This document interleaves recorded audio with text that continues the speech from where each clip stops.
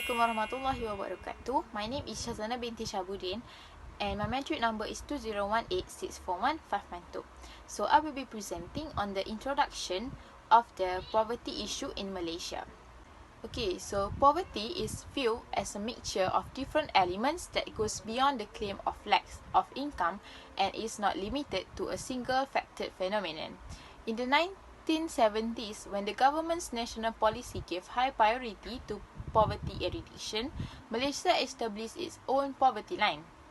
This poverty line has been used by the government to measure the average household minimum demand requirements for food, housing, clothing, and other non-food needs. While the poverty line was established by consumption instead of expenditure, poverty status was measured with regards to the gross household income.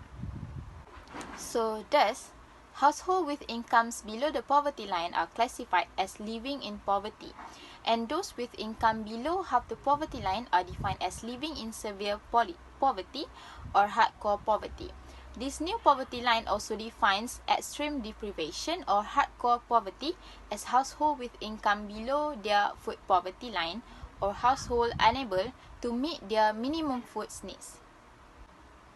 I think that's all for the introduction of the poverty issue in Malaysia. Thank you. Assalamualaikum.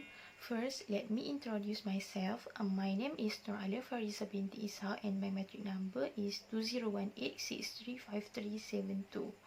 I want to present on issues of poverty. Although the country has done a commendable job in eradicating poverty, nevertheless, there are significant challenges in the era of globalization. The following are important issues which need attention as the country faces a new category of new poor. Firstly, migrant workers issues. The current development policies of Malaysia are highly influenced by globalization and liberalization, and this leads to direct and indirect implications on activities in relation to poverty.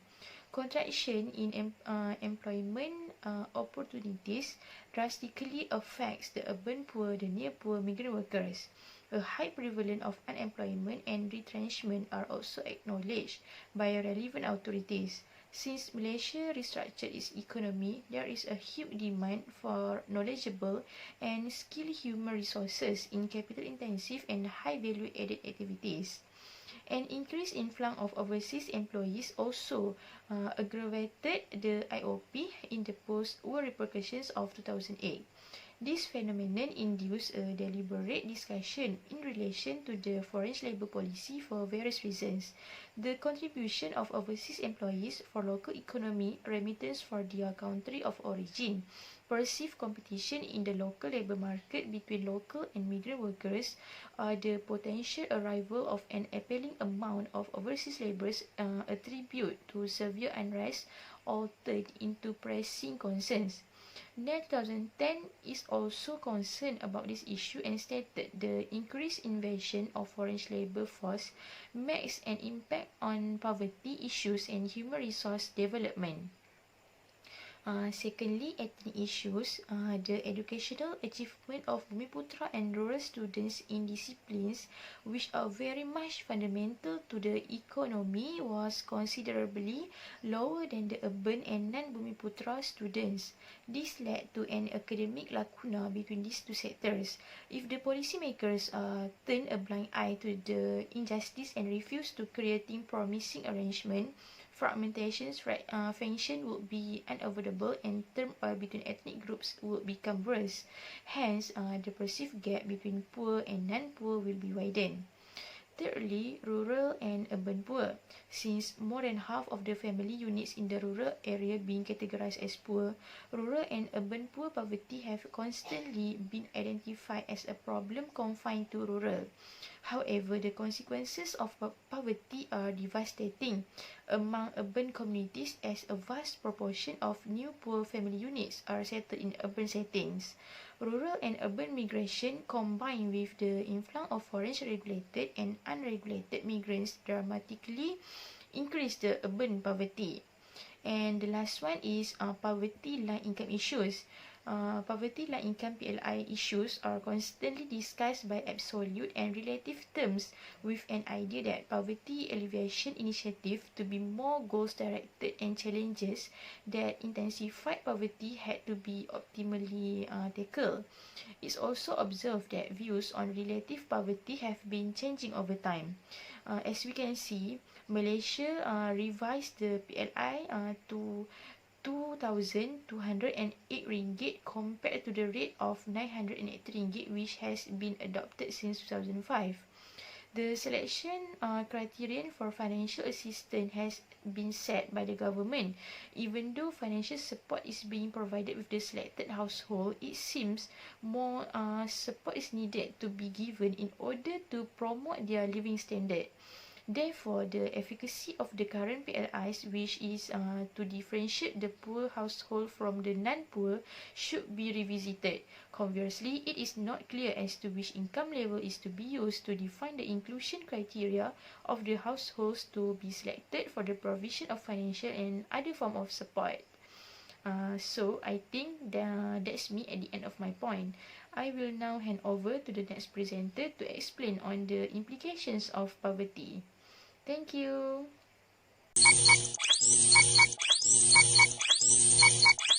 Assalamualaikum warahmatullahi wabarakatuh. So my name is Nur Shazlina binti Nurul Hizam and will be present about the implications of poverty. As we all know that poverty is lack of income and included hunger, malnutrition, limited access to education and others.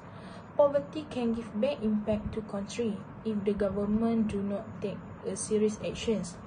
Poverty can give implications toward health, social, economy, and education. I will explain about the implications poverty towards health and social. So basically, poverty can affect health because the family cannot provide a healthy environment towards the families. As a effect, the poor family people will got many disease. For example, the lack proper toilet will help spread disease such as cholera and typhoid. When family are poor, they fail to provide effective sanitations in their home. Also, when the poverty happen, the poor family fail to provide good medical care to their family. The poor will tend to bear more problem like infant mortality, earlier adulthood mortality, and mental illness. And it is happen because they lack of income. So secondly, poverty will affect in society. As an example, the crime will begin from childhood. As a rule, they born in poor family, there are more chance to start crimes. This is because the factor of surroundings will influence them. For example, the child see the expensive car, luxurious way of life, so they think to do crime to get the money because their family cannot provide them with all the things. For example, crime like robbery and violent acts. And the cases of crime is increased from time to time. And also, the statistic shows 2 million people in nation's prisons come from the poor family. That's all my explanations about the implications poverty towards health and social. So I will pass to Alia Fariza to explain more about implications towards education and economy. Thank you.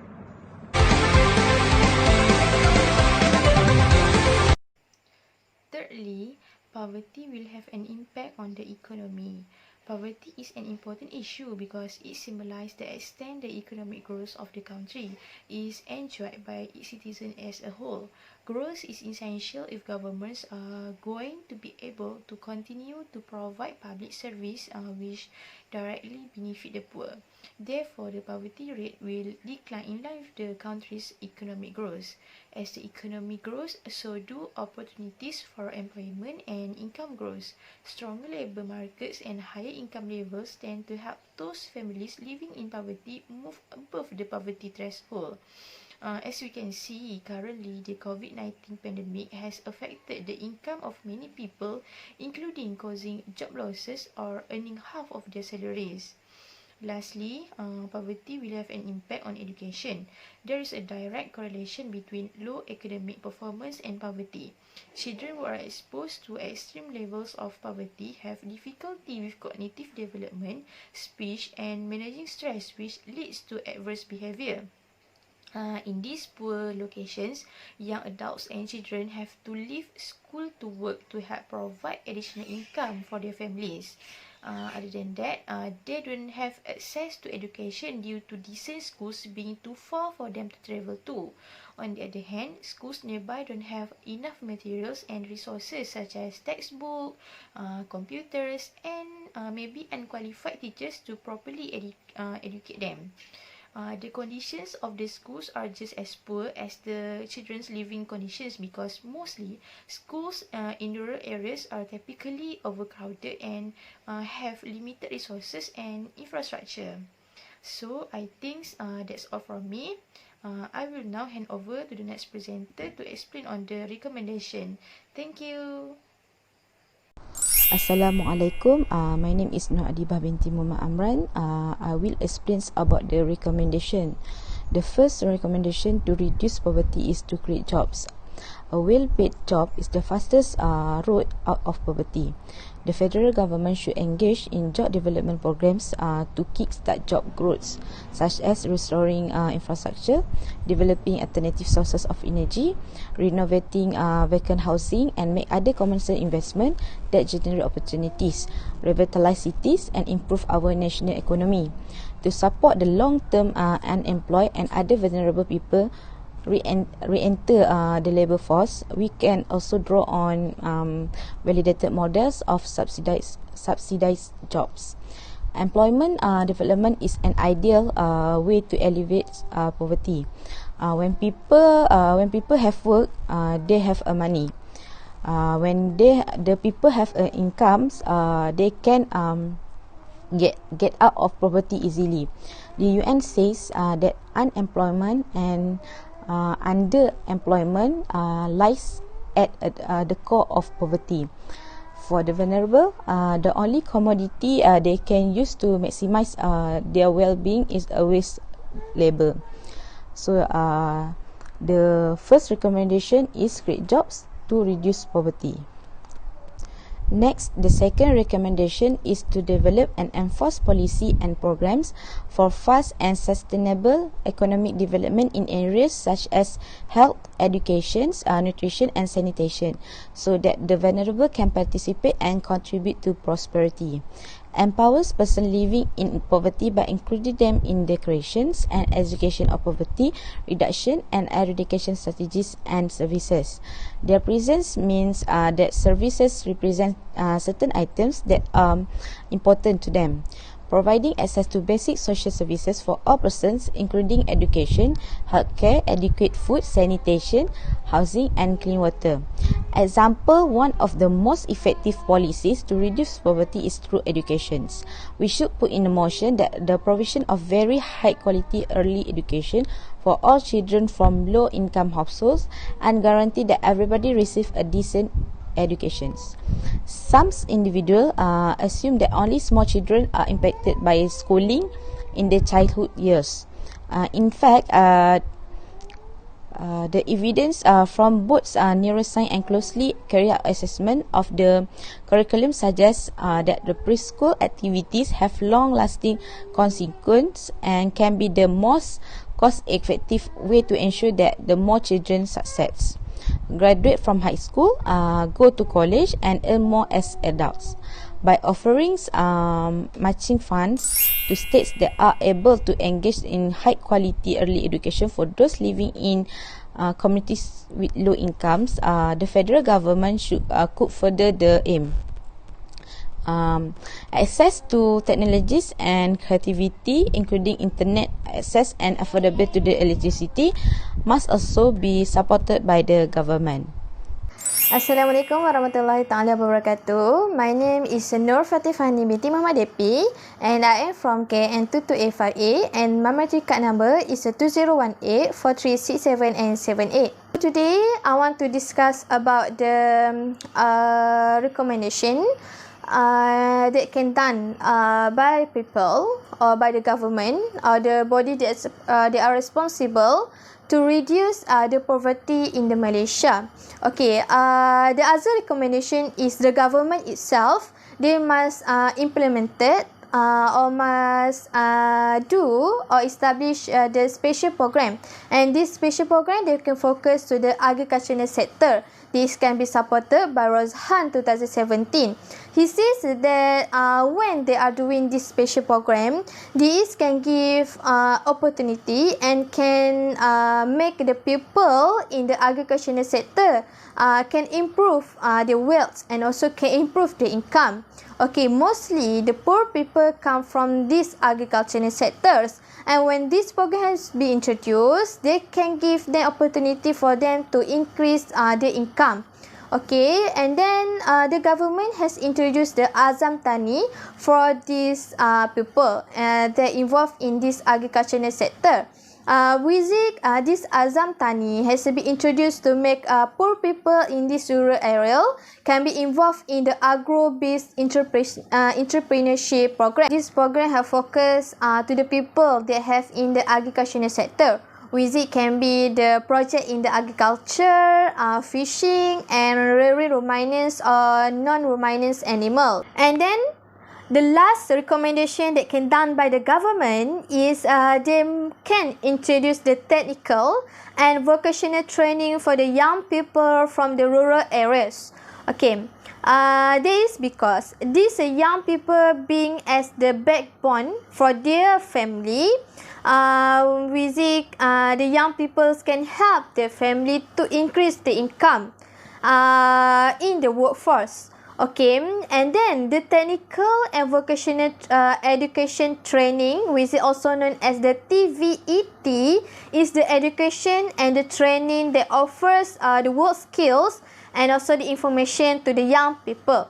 And then this training has been encouraged the creation of the concentrated industrial cluster and also support them with the environment in order can allow them or allow the economies of the skill and the specialization.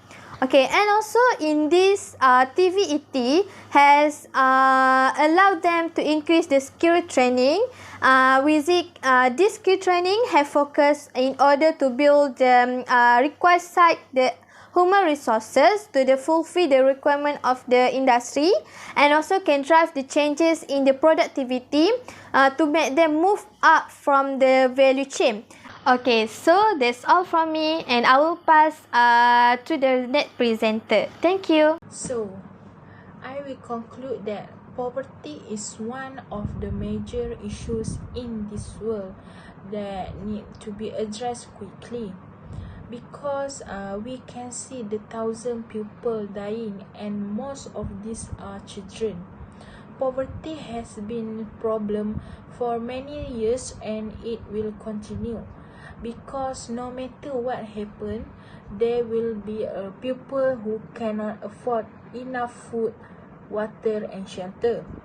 In these issues, the government is the number one to overcome the poverty, because only them has a power to make sure their country free from poverty. The government can give incentive and enhance the sector, which can contribute to country's economy.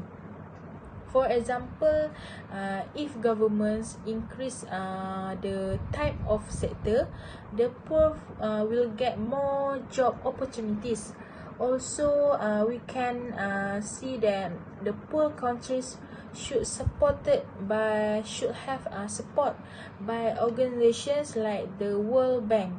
If organizations and government help, it will reduce the cases. Even though we know poverty is hard to stop, but with the supporting to each others, it will success at the final. The countries will have a good image to see by all other the country if we can overcome the poverty. As we all know that poverty can give a bad image, can give a bad impact to the countries. So that's all from us. Thank you.